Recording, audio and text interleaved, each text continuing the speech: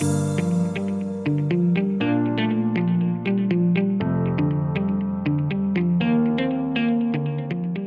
Aldis podcast is brought to you by Aldis International, supplying your expert AI and digital transformation staffing needs across the US and Europe. Today, you are listening to our AI in Action series, where leading minds in AI from across the world share their story, success, and advice. AI in Action cuts through the hype and explores the true impact of artificial intelligence in our world today.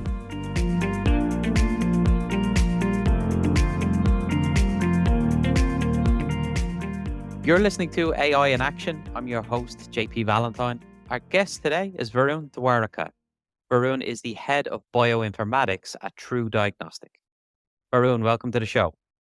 Thank you. Thank you, John. Thank you for having me. I'm excited to be on this podcast, especially after listening to a few of your previous ones. It's humbling to be part of something like this, and thank you. Well, I appreciate that, and we're delighted to have you. So, Varun, let's start with yourself, where we start as always. Could you give us a bit of an overview of your background in technology, what your journey has been from where you started, and what's led you to where you are today as the head of bioinformatics for TruDiagnostic? Sure. So I'm a native of Silicon Valley, California, grew up in Cupertino, and I think that had a huge impact on my moving towards the technology field. However, I was actually trained as a biologist. So I did my undergrad at University of California, Santa Cruz, and got a degree, undergraduate degree in molecular cellular developmental biology. And then took a gap year to work in different labs. But then during this time, especially my junior year to my gap year, saw a lot of the improvements and a lot of the fire that was coming from bioinformatics in general and in genomics. And I was one of the people that caught the bug because I saw it as a blend of both the biology, which I really loved, and then the technical skills of utilizing a computer language and data analysis to really go through big data. And so that led me to do a PhD in biology at the University of Kentucky, where I essentially looked at tissue regeneration in salamanders. I studied a lot of the ability of salamanders, what allows these animals to be able to regenerate a vast array of tissues and structures, such as their entire limbs, their brain, spinal cord, tail, etc. And the way that I tackled this was using a lot of genetics and genomics, mostly genomics and bioinformatics, which led me to get a little bit more comfortable in data analysis of high throughput data sets that come from RNA sequencing and things like that. So ultimately, there was always this cultivation of using technology to understand biological data.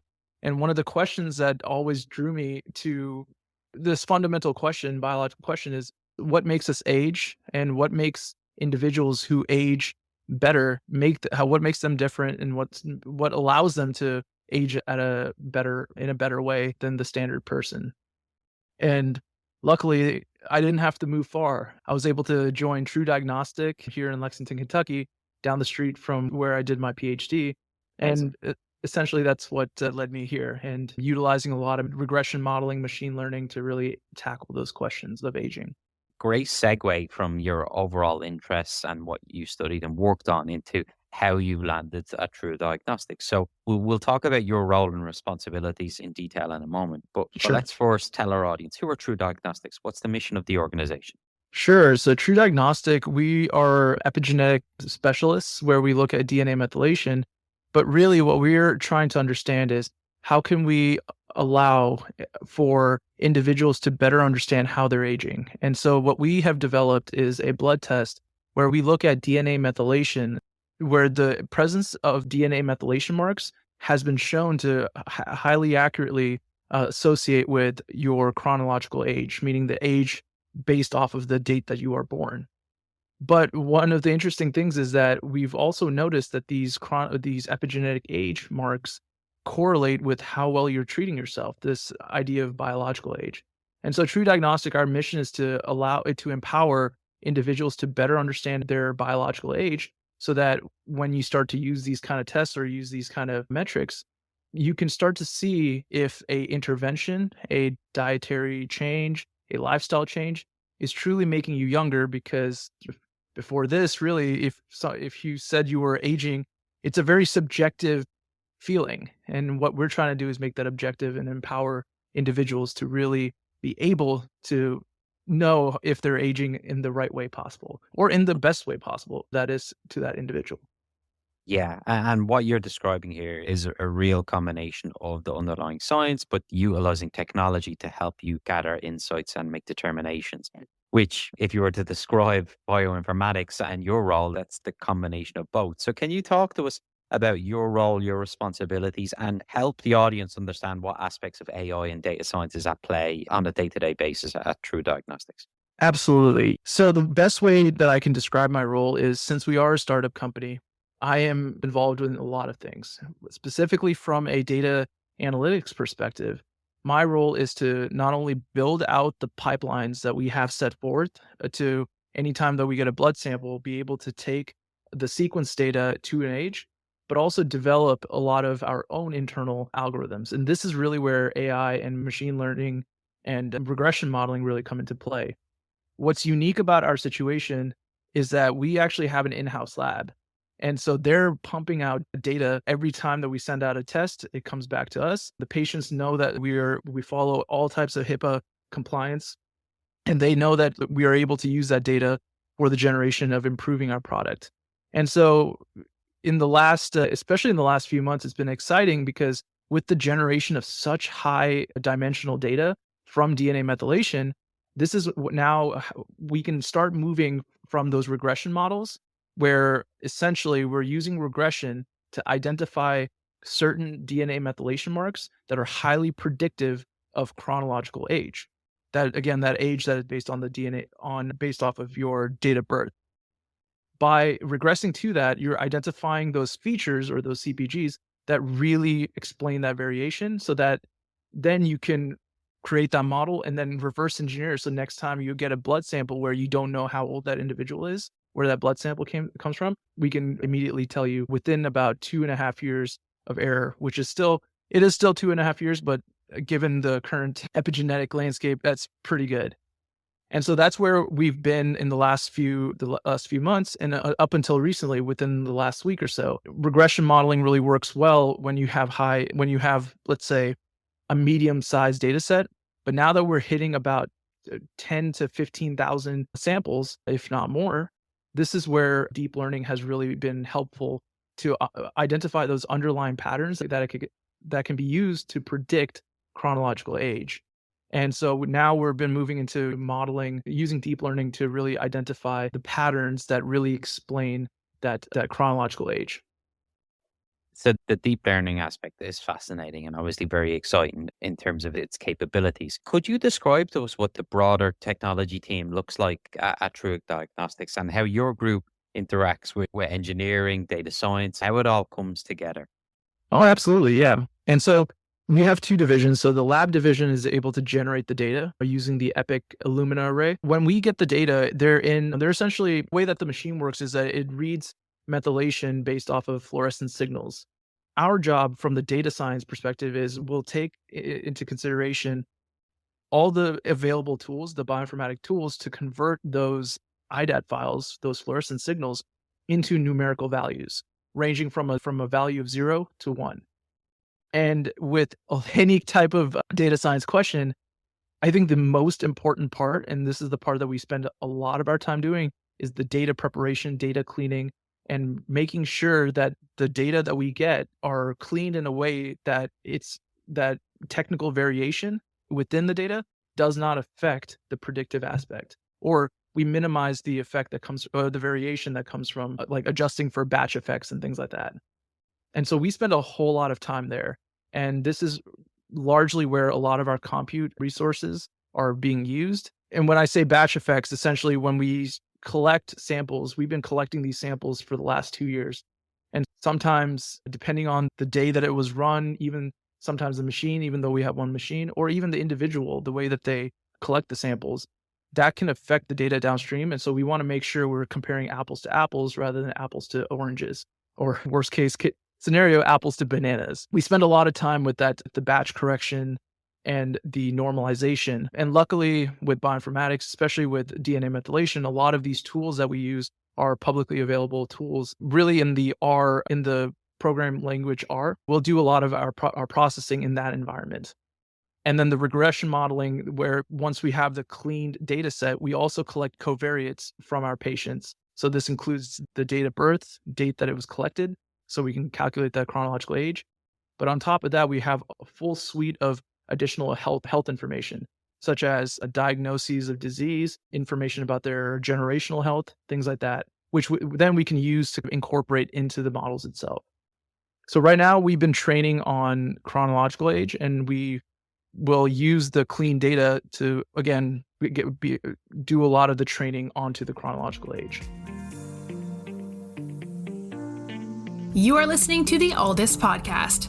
When you're looking to scale your team, or if you are interested in showcasing your company in a future episode, reach out today. Or if you're in the market for a new role, visit our website to view open positions, www.aldis.com. Varun, you've brought us up to today at TruDiagnostics, but you also mentioned about the move into deep learning and what that can mean for the business as a whole. When you look at the immediate project roadmap, let's say the next year to 2 years, what are some of the things that you're personally excited about to work on at TruDiagnostics? And when you think of impact that this can have for patient health and overall, where do you see this going, and what do you think you guys can accomplish? That's a fantastic question. And this is what's really driving a lot of excitement. So I will say this, the most exciting project that we have a lot of our energy in the next, actually currently and also the next year, is improving our ability to not only detect a chronological age that's based off of the biology, but a biological age that is informed by multiple states of biology. So right now, what we look at is epigenetics. This is how your DNA is essentially being read, and it's eliciting a biological response without actually changing your DNA, just because the DNA is being read a certain different way. But there are layers of biology under this idea of the central dogma, where DNA goes to RNA, goes to protein, and in each of these layers, they all affect the underlying phenotype in this case, or biological process, which is in this case aging. With epigenetics and all the deep learning and all the regression modeling that we do, we're only tackling one of those 4 facets, which is actually the first facet, really, how the DNA is being transcribed. But there are biological technologies that capture all of those 4. And what we're doing right now is we're trying to take data sets from each of these facets, each of these biological platforms, and be able to look at shared signals using deep learning and regression modeling. And this idea is called multi-omic. And the reason why it's called multi-omic is because any kind of these big data sets that come from these biological machines, they're called omic data. So you got genomics, proteomics for proteins, metabolomics for metabolites, and then epigenomics is essentially for epigenetics. And so this is a huge undertaking, because you can spend years just on one facet, but now to do that on 4 different facets, and each facet is not the same type of analysis. You have to treat the data sets very different, because from a statistical standpoint, those numbers are actually in different distributions. And so it's a huge undertaking. But when you start to look at how each of the facets interplay with each other, and what each one contributes to aging, you get a holistic perspective of that aging process. And therefore that byproduct and that predictor that comes from all of those 4 facets is thereby a lot more informed than just looking at one. And that's what's really exciting about this multi-omic clock that we've been working with, this collaboration with the Brigham's Women's Hospital and Seer Incorporated, the company. And so it's an exciting endeavor. And what we hope is that this multi-omic clock that we generate provides a biologically accurate and driven prediction, rather than just telling you how old you are based on your chronological age, but is deeply rooted within the biology itself. Final question from me then, bringing it back to the people side of things and the team.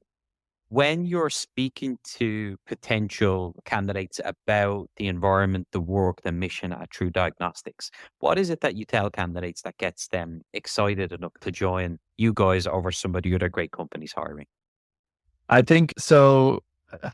There's something about the startup culture which is daunting, scary, but exciting, and I think that's what I try to convey is that it's hard work, but what's really interesting about TruDiagnostic is the fact that we're working at the cusp of innovation. A lot of what we do actually we work with a lot of collaborators, and our sole goal is to not only create a product, but sorry, not the sole goal, but one of our goals is not only to create a product, but to be able to publish cutting edge research that really haven't been addressed. And so when you're working at a company like TruDiagnostic, what I try to get people excited about is every day is going to be different. And while that it could be daunting at times, I think that's where the excitement lies, where you don't know what you're going to learn that day. And the work is hard, but it's very rewarding at the end of it.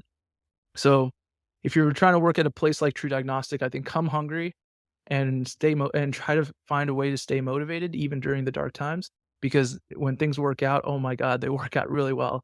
And I've been blessed, knock on wood, that a lot of our projects they've been coming to fruition, and having a really good coworkers really helps with that as well.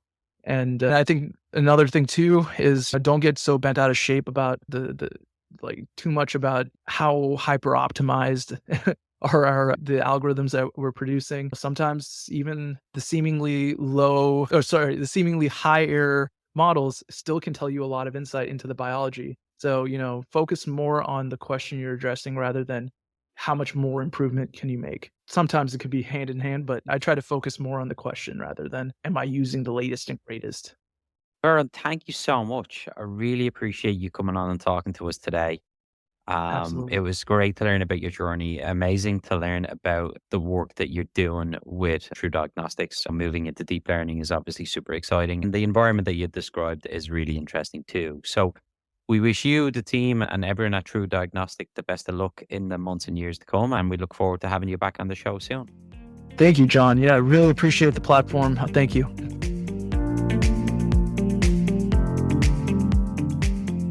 Thanks for listening to this episode of the Aldous Podcast. If you enjoyed today's episode, don't forget to subscribe, rate, and review.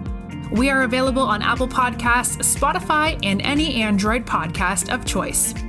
You can also head over to our website, www.aldous.com, to listen to more podcasts, view our open roles, and stay up to date with industry news. Thanks for listening, and stay tuned for more great episodes coming very soon.